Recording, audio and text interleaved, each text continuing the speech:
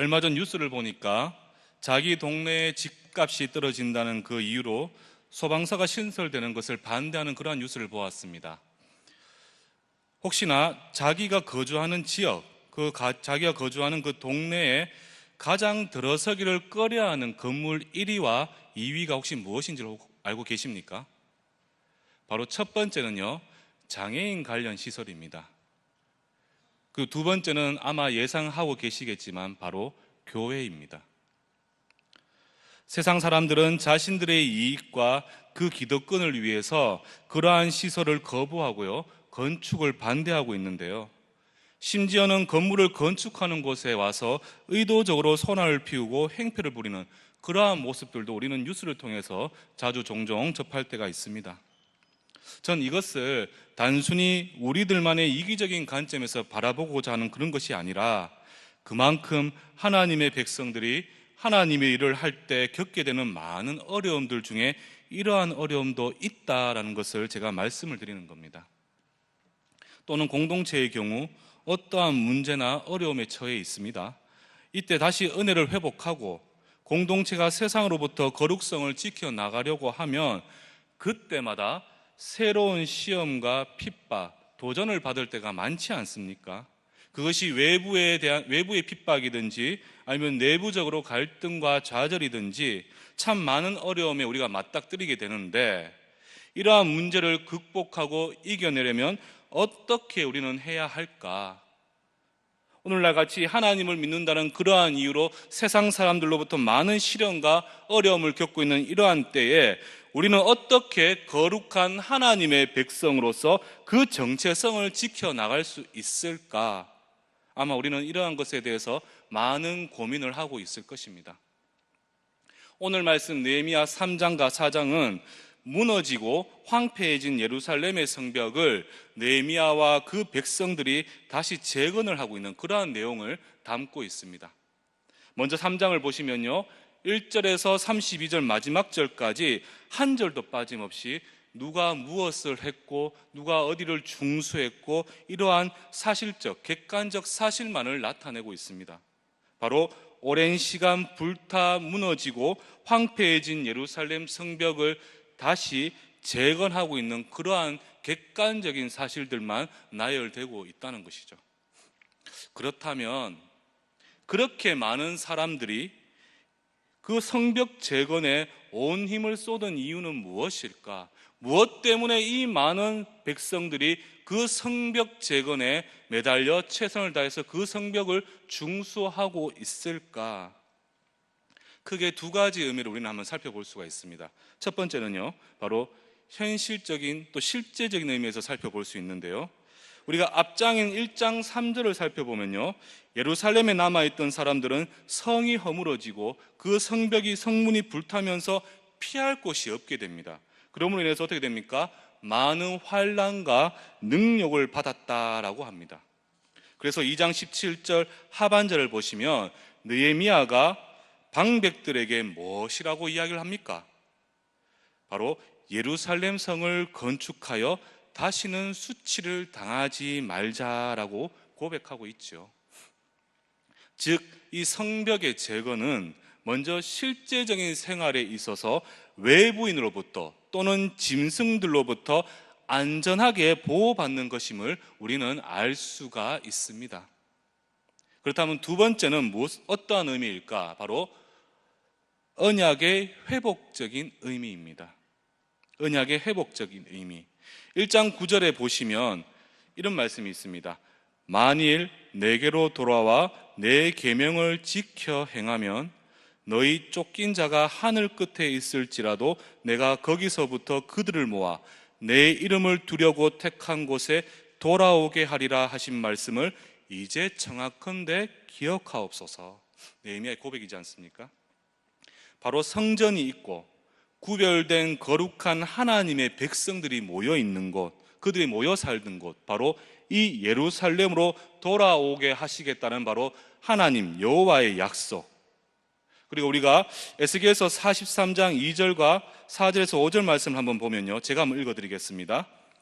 이스라엘 하나님의 영광이 동쪽에서부터 오는데 하나님의 음성이 많은 물소리 같고 땅은 그 영광으로 말미암아 빛나니 4절 말씀 여호와의 영광이 동문을 통하여 성전으로 들어가고 영이 나를 들어 데리고 안뜰에 들어가시기로 내가 보니 여호와의 영광이 성전에 가득하더라. 에스겔이 본 환상의 내용인 것입니다.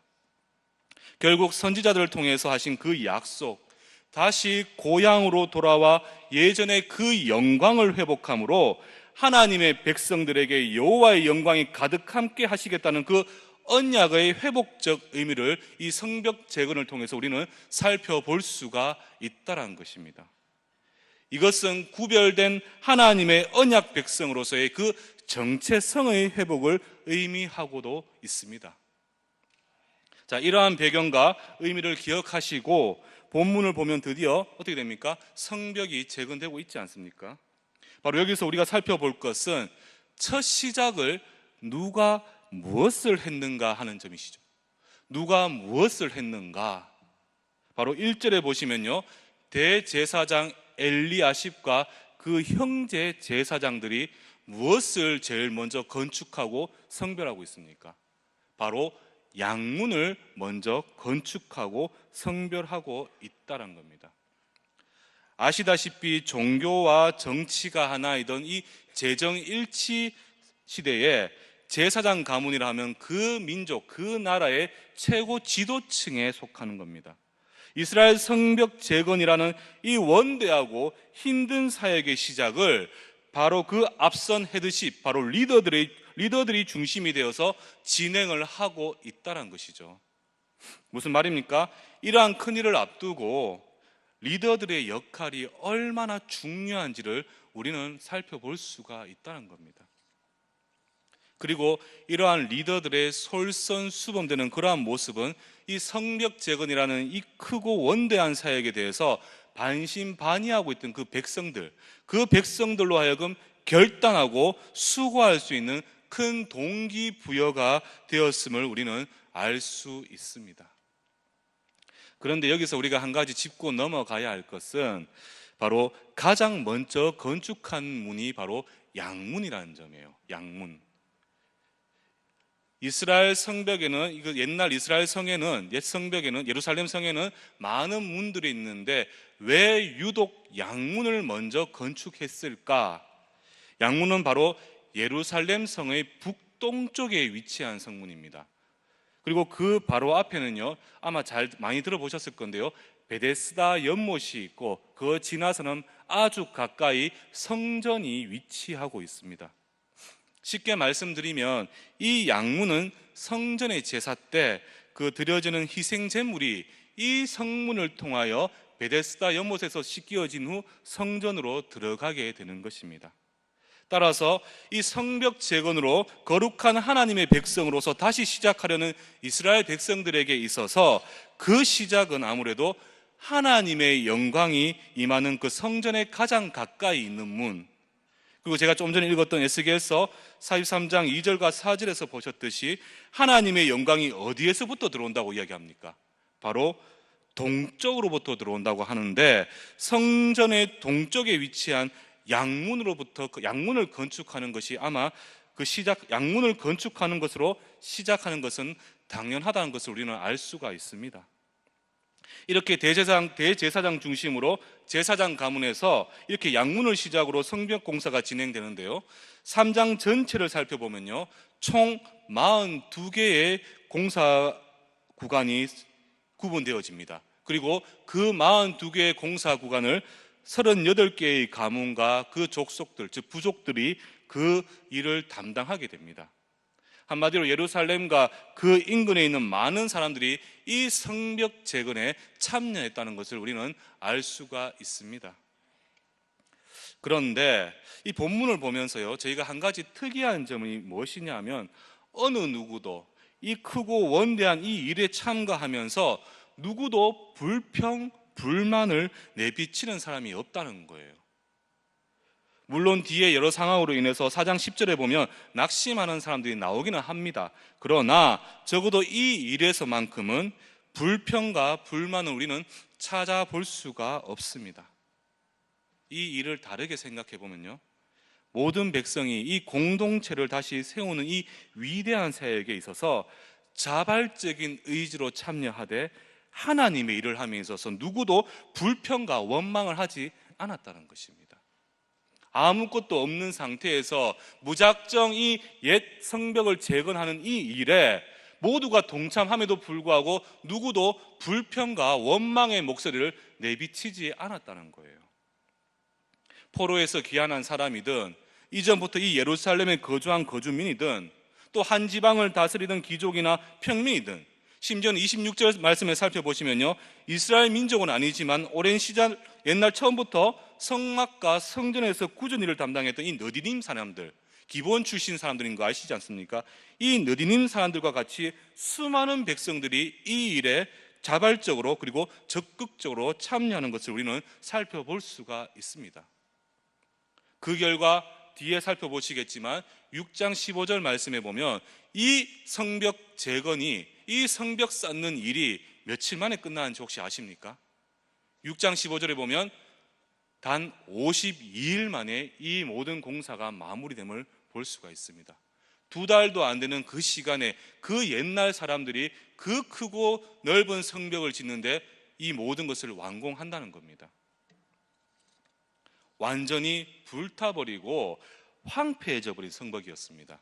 그런데 저 큰 성벽 공사를, 하나님 나라를 위한 그 일들을 모두가 모여서 한 마음으로 최선을 다해 수고할 때 그 이 큰 일들을 문제없이 짧은 시간 안에 마무리할 수 있었다는 거예요. 물론 이전 성벽의 크기의 3분의 1 정도 수준의 크기입니다. 그래도 돌아온 백성들이 이 성전을 중심으로 그들의 거룩성을 지켜나가며 살아가기에는 충분한 크기란 거예요.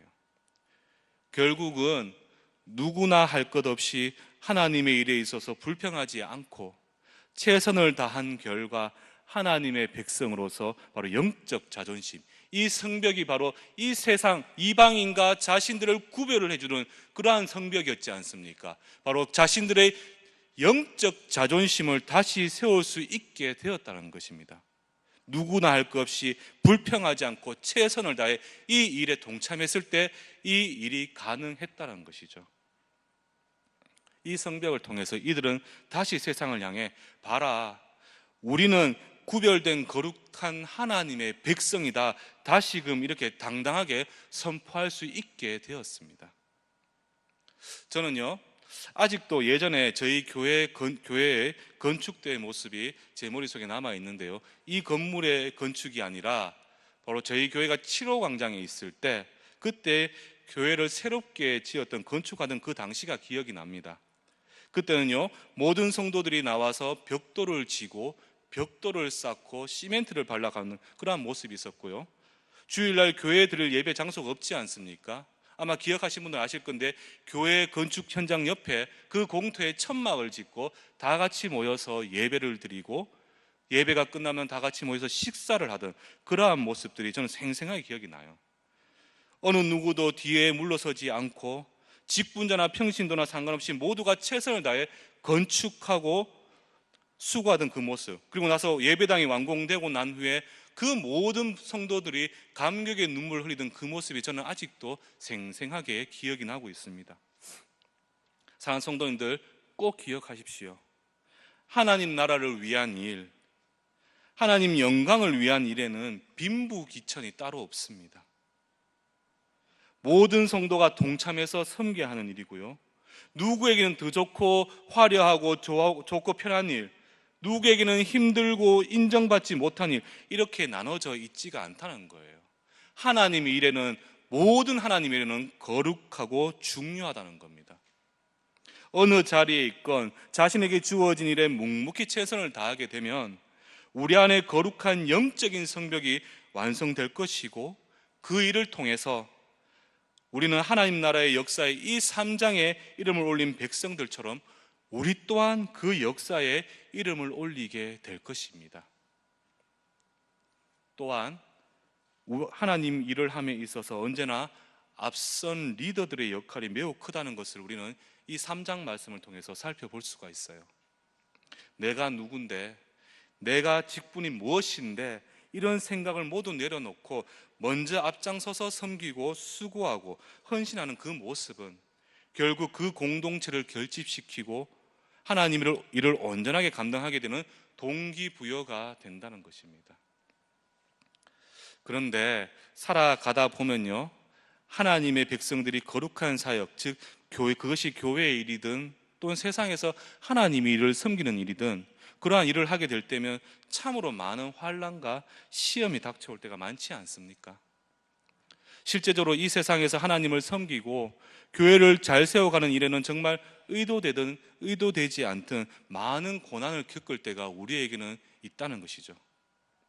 더 나아가서요, 영적인 의미에서 우리 안에 세상의 유혹으로부터 피할 영적인 거룩한 성벽을 쌓기 위해서 우리는 날마다 은혜의 삶을 살아가려고 노력하지 않습니까? 그러나 그러한 삶을 살아가려고 하다 보면 참으로 여러 가지 시험과 문제가 우리를 힘들게 할 때가 많다는 것입니다. 그러한 문제들이 우리가 직면할 때가 되면 우리는 그것을 우리의 힘으로는, 혼자의 힘으로는 감당하기 어려울 때가 많지요. 그럴 때마다 우리는 때로는 낙심하고 좌절하고 때로는 그것을 포기할 때가 참으로 많은데, 4장의 내용을 살펴보시면 그러한 시련과 핍박, 그러한 상황들에 직면한 이 느헤미야가 그 상황을 어떻게 극복해 나가는지에 대해 우리에게 말씀을 하고 있습니다. 4장을 한번 살펴보면요, 성벽을 재건하는 동안 이스라엘 백성들이 큰 문제에 직면하게 되는데 크게 두 가지 측면의 문제에 직면하게 됩니다. 바로 먼저는 외적인, 즉 외부적인 문제입니다. 그 외적인 문제는 크게 세 가지 형태로 백성들을 힘들게 하는데, 첫 번째는 바로 하나님의 백성과 거룩한 교회를 향한 야유 섞인 조롱이라는 겁니다. 하나님의 백성과 이 거룩한 교회를 향한 이 세상의 야유 섞인 조롱이 있다는 것이에요. 1절 하반절에 보면 산발랏은 유다 사람들을 향해서 어떻게 하고 있습니까? 비웃고 있지 않습니까? 그리고 3절에는 암몬 사람 도비아는 예루살렘 성벽을 향해서 이렇게 고백하죠. 여우가 올라가도 곧 무너지리라. 이렇게 조롱을 하고 있다는 거예요. 한마디로 너희가 무엇을 하든 어떠한 일을 하든 뭘 해도 안 된다는 거예요. 이 세상 사람들은 우리가 하는 모든 일들에 대해서 이 야유 섞인 조롱과 비난으로 우리를 손가락질하고 있다는 것입니다. 이러한 조롱과 무시는 이 시대보다 지금의 시대를 살아가는 우리에게 더 피부에 와닿고 있지 않습니까? 거룩한 삶을 위해 경건의 자세를 지켜나가려고 하면 우리를 이상한 사람인 양 쳐다보고 있잖아요. 또 우리를 향해 우려의 시선을 내보내고 있지 않습니까? 직장이나 사회에서 조금이라도 거룩하게 살아가려고 하면 우리가 꼭 듣는 한마디가 있습니다. 무엇인지 아십니까? 야, 너 예수쟁이지. 많이 들어보셨잖아요. 지금 산발락과 도비아는 성벽 재건을 통해서 거룩한 백성의 자격을 회복하려는 이 이스라엘 백성들을 향해서 지금 조롱과 야유 섞인 비난을 쏟아내고 있다는 것입니다. 오늘날 이 시대를 살아가는 우리에게도 동일한 이러한 비난과 조롱이 우리를 향해 쏟아지고 있다는 겁니다. 두 번째는요, 온갖 정당하지 않는 방법으로 우리로 하여금 혼란스럽게 만든다는 겁니다. 4장 8절에 보면 이런 말씀이 있습니다. 다 함께 꾀하기를 예루살렘으로 가서 치고 그것을 요란하게 하자. 지금 그들은 이렇게 모의를 하고 있다는 거예요. 쉽게 말씀드리면 우리가 교회를 더욱 은혜롭게 세우고요, 우리의 신앙을 더욱 견고히 하려고 할 때마다 세상은, 그리고 사단은 온갖 정당하지 않는 방법으로 그 상황과 주변 환경을 어지럽게 해서 공동체와 우리의 마음을 혼란스럽게 만든다는 겁니다. 우리가 이런 일들을 많이 겪어보지 않습니까? 우리가 조금이라도 영적으로 거룩해지려고 하고 우리가 좀 더 우리가 거룩한 삶을 살아가려고 할 때마다 그 주변의 환경들이 우리로 하여금 그러한 일을 하지 못하도록 만들 때가 우리에게 종종 주어진다는 것이죠. 세 번째는 바로 직접적인 회방입니다. 이 외부적 요인에서 세 번째가 바로 이 직접적인 회방인데요, 한마디로 직접적인 핍박과 제재라는 거예요. 무슨 말입니까? 여러 방법으로 안 되면 결국은 직접적인 수단으로 위해서 이 교회와 성도를 방해하고 힘들게 만든다는 거죠. 그것이 실제로 법적인 방법으로든 물리적인 방법 또는 사회 통념상에 따른 방법이든 그 방법은 매우 다양할 것입니다. 오늘날 대표적인 것이 무엇이겠습니까? 바로 이 동성애와 관련된 문제 아닙니까? 더 이상 이 교회가 세상과 구별되지 못하도록, 이 동성애는 죄입니다라고 고백하면 말할 수 있지 못하게 하도록 아예 법으로서 사회 통념적으로 떡하니 우리 보고 인정하도록 그것을 강요하고 있지 않습니까? 유럽을 한번 보십시오. 그리고 얼마 전 미국 연방법원이 무엇을 판결했습니까? 동성애를 합법화 시켜버렸지 않습니까?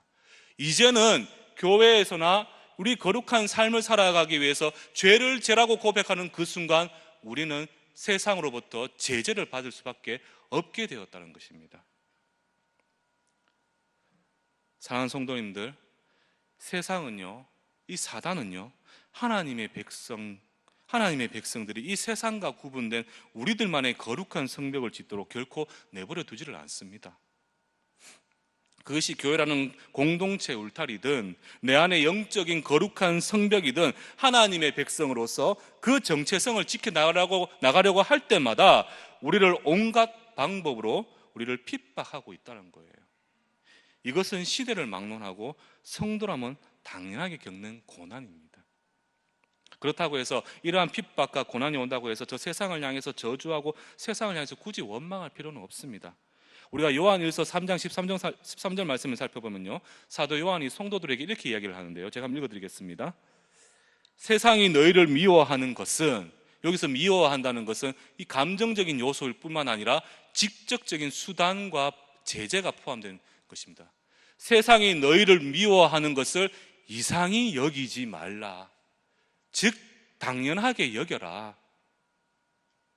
즉 성도와 교회에게 이러한 고난과 핍박은 어느 시대를 막론하고 당연하다는 것입니다. 그렇다고 해서 우리의 은혜의 회복을 위한 수고를 포기하지는 마십시오. 세상이 그럴수록 우리는 더욱 주인 되신 하나님을 의지하고 그분의 도움으로 이 성벽을 완성해 나가야 할 것입니다. 지금까지 이 모든 것이 외부적 요인, 세상적 요인이었다면, 자, 두 번째 내부적 요인으로서는 바로 우리 안에 좌절과 낙심이 있습니다. 10절 말씀에 보면 결국 성벽 재건 사역이 너무나 방대하고 사방에 에워싼 적들로 인해서 어떻게 됩니까? 백성들이 낙심과 좌절에 빠져 있음을 우리는 살펴볼 수가 있습니다. 쉽게 말씀드리면 마음이 흔들리고 그 대한 열정과 의지가 무너지기 시작했다는 거예요. 성벽 재건에 있어서 가장 불안한 요소가 바로 이 부분입니다. 신앙인이, 이 교회가 또 성도들이 그 신앙의 거룩한 하나님의 백성으로서의 삶을 살아가기 위해서 가장 위험한 요소가 무엇이냐면 외적인 핍박과 외적인 그러한 문제와 갈등이 아니라 바로 내 안에서 나오는 낙심과 두려움, 그로 인한 좌절이라는 것입니다. 외적인 어려움은 바로 공동체의 결집과 단합으로서 이겨낼 수가 있습니다. 바로 초대교회 때 교회의 그 모습을 보면 로마가 그렇게 핍박했지만 성도들끼리 연합되고 뭉침을 통해서 그 어려운 상황을 이겨냈지 않습니까? 그러나 각각이 직면한 이 내적인 좌절과 낙심은요, 개인을 넘어서서 결국 어떻게 됩니까? 모든 공동체 사람들에게 두려움이라는 이 부정적인 생각을 심어주게 됩니다. 그렇기 때문에 이것이 너무나 불안한 요소라는 것이죠. 우리도 이럴 때가 많지 않습니까? 특히 직장생활 하시는 분들, 조직 안에서 혼자 정직한 신앙인의 모습을 지켜나가는 거 쉽습니까? 어렵습니까? 어렵잖아요. 혼자 거룩한 성도인 양, 하나님의 백성인 양, 그 힘들고 어려운 그 전쟁터와 같은 그 조직 안에서, 직장 안에서 그렇게 살아간다는 것은 결코 쉽지가 않습니다. 그럴 때마다 조금씩 이 신앙생활과 사회생활과의 괴리로 인해서 낙심하게 되지 않습니까? 그리고 점점 자기 합리화를 통해서 세상 사람들에게 동화되어 갈 때가 참으로 우리에게 많지 않습니까? 어느 순간 나도 저 세상 사람들과 동일한, 내가 비난하고 내가 손가락질했던 그 모습으로 어느 순간 내 모습이 변해 있을 때가 너무나 많다는 거예요. 그리고 가족 중에서 혼자 신앙생활 하시는 분들, 아무리 노력하고 수고해도 결국 그 신앙을 지켜나가기에 너무나 길고 험한 영적인 싸움을 진행하고 있잖아요. 계속 그렇게 영적 싸움을 하고 계시지 않습니까? 그 와중에 때로는 포기하고 좌절할 때가 너무나 많은데 저희가 왜 그것을 모르겠습니까? 사랑하는 성도님들, 우리 말씀을 한 절 찾아보도록 하겠습니다. 갈라디아서 6장 9절 말씀입니다. 갈라디아서 6장 9절, 신약 309페이지입니다.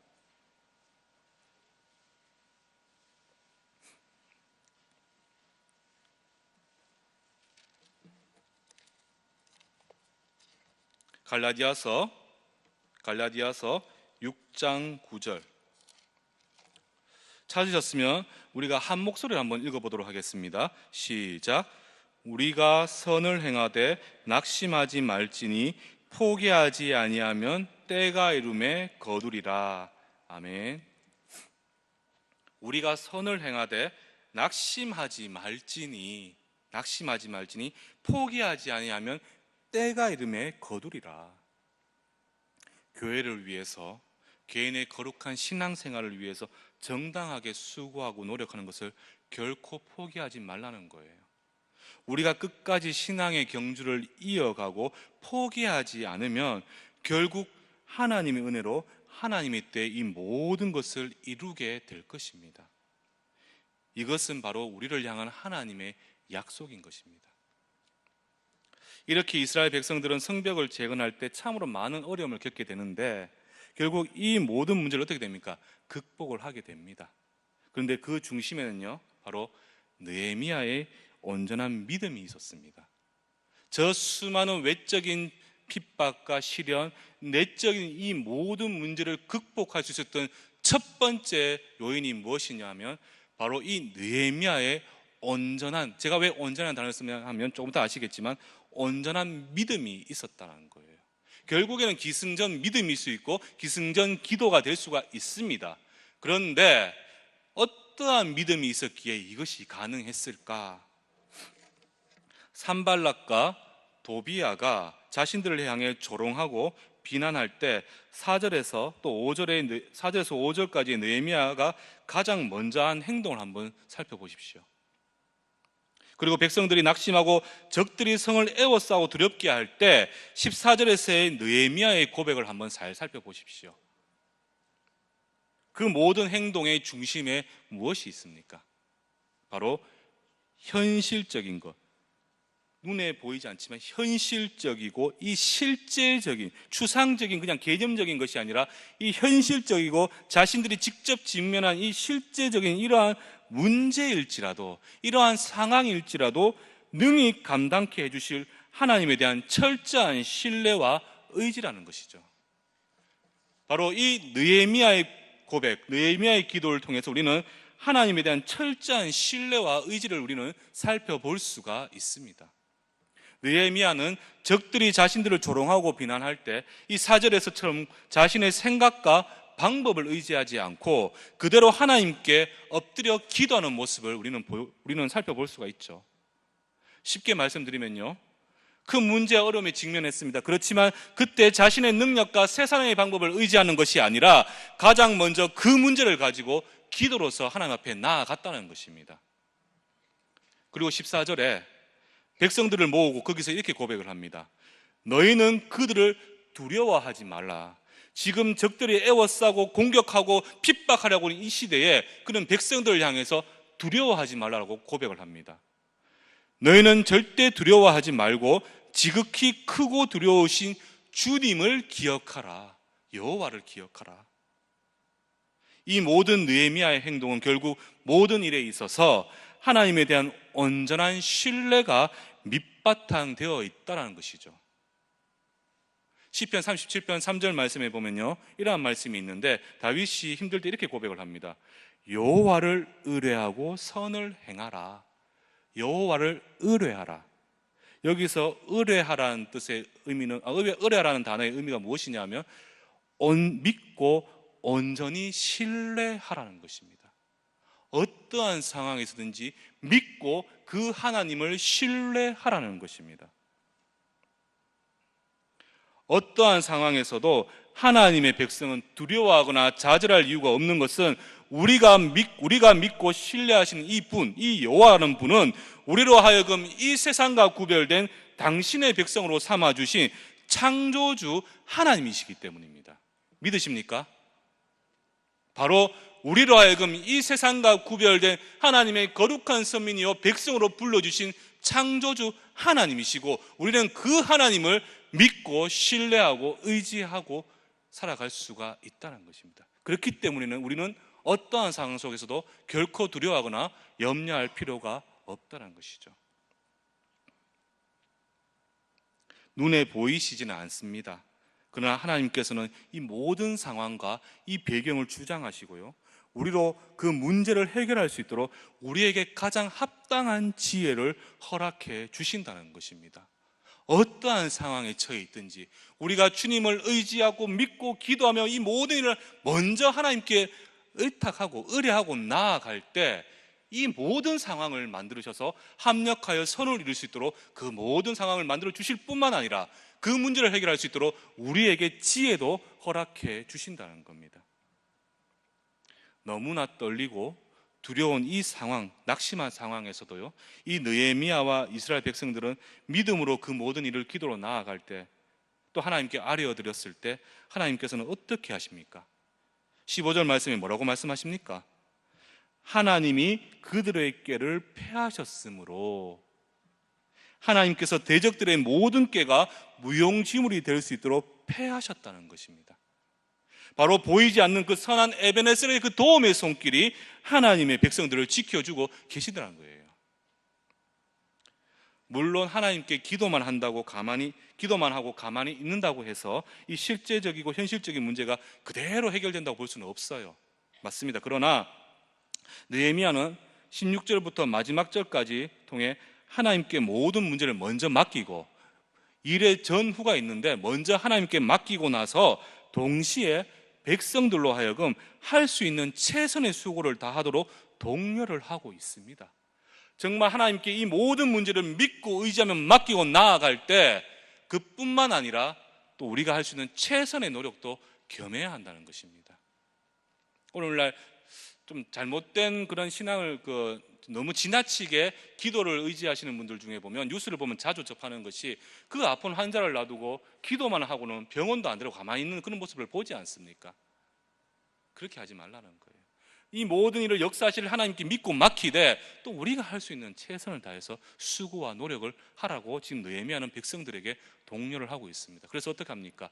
핍박과 그들의 공격을 대비해서 창을 들고 방패를 들고 한 손에는 창과 칼을 들고 한 손에는 벽돌을 이는 그러한 수고와 노력을 하고 있지 않습니까?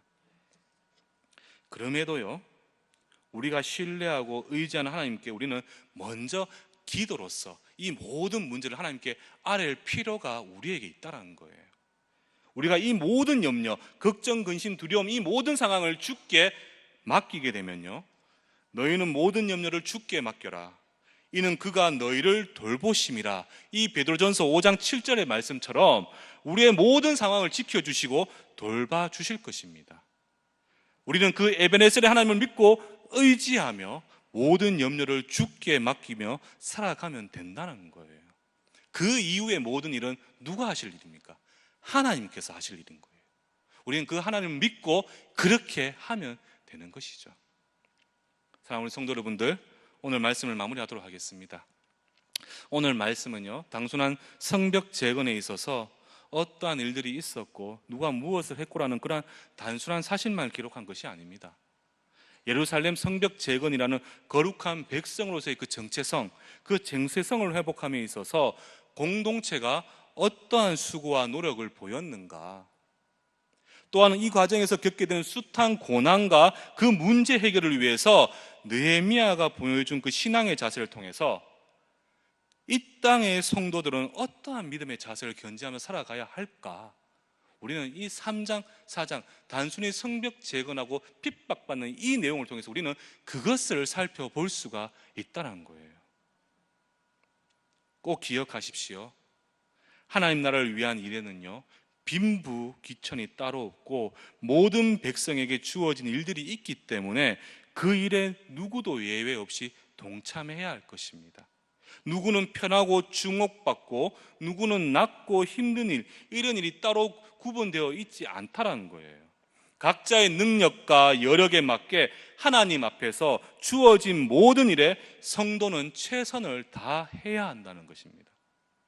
또한 하나님의 백성으로 이 땅을 살아가다 보면, 제가 요한 1서 3장 13절 말씀도 예를 들었지만, 필연적으로 내적으로나 외적으로나 핍박과 어려움에 직면할 수밖에 없습니다. 사단은 결코 우리가 거룩한 백성으로서의 삶을 쉽게 살아가도록 그냥 두지를 않습니다. 내적으로든 외적으로든 내부적으로든 외부적으로든 우리로 하여금 염려와 두려움에 빠지도록 핍박을 하는데, 그럼에도 불구하고 우리는 꼭 기억해야 될 것은 걱정과 염려 이전에 무엇으로 이 모든 일을 감당할 수 있을지를 생각하셔야 한다는 거예요. 우리는 하나님의 백성이요, 이 땅에서 구별된 하나님의 자녀라는 것, 그것을 기억하시기 바랍니다. 이어서 느헤미야가 보여주었던 것처럼 어떠한 상황에서도 모든 문제를 먼저 하나님께 기도로서 나아가는, 하나님에 대한 온전한 신뢰의 자세가 우리에게 있어야 합니다. 우리의 기도는 하나님의 마음을 움직일 수 있는, 하나님의 마음을 움직일 수 있는 유일한 방법이 되는 것이죠. 이 기도야만이 하나님의 뜻과 마음을 움직일 수 있는 우리의 유일한 무기라는 것입니다. 기도를 통한 하나님의 역사는요, 모든 상황과 환경을 주장하시고 그 모든 일에 합력하여 손을 이도록 우리로 하여금 지혜와 능력을 더해 주시는 것입니다. 결국 느헤미야의 기도는 대적들의 꾀를 피하는 하나님의 은혜로 백성들에게 응답되어지지 않습니까? 사랑하는 성도님들, 시편 34편 4절 말씀에 이러한 고백이 있습니다. 내가 여호와께 간구하매 내게 응답하시고 내 모든 두려움에서 나를 건지셨도다. 내가 여호와께 간구하매 내게 응답하시고 내 모든 두려움에서 나를 건지셨도다. 우리의 모든 염려와 두려움에서 건지시는 분은 바로 오직 하나님 한 분뿐이십니다. 우리의 기도를 들으실 때 이러한 응답을 허락해 주십니다. 그러니까 우리는 어떻게 해야 되겠습니까? 두려워하지 말고 아무것도 염려하지 말고 모든 일에 하나님께 아뢰며 나아가야 되는 그 믿음과 신뢰의 자세가 우리에게 있어야 할 것입니다. 그리고 하나님의 응답을 믿고 기다리면서 여러분들이 할 일 또한 최선을 다해 하십시오. 그러면 크고 놀라운 일들로 여러분들의 기도에 응답해 주실 것입니다. 52일 만에 그 숱한 핍박과 시련 속에서도 그 성벽을 완공할 수 있었던 것처럼 우리가 하나님을 응답을 믿고 기도하고 우리가 할 일을 최선을 다해 기다리고 나아간다면 이 모든 일들을 하나님께서는 우리의 생각 이상의 것으로 우리에게 은혜로 베풀어 주신다는 것입니다. 그렇게 교회의 거룩성을 회복하고 여러분 각자의 영적 거룩을 회복하며 살아갈 수 있는, 세상과 구별된 하나님의 백성으로 살아갈 수 있는 우리 모든 성도님들 되기를 주님의 이름으로 축복합니다.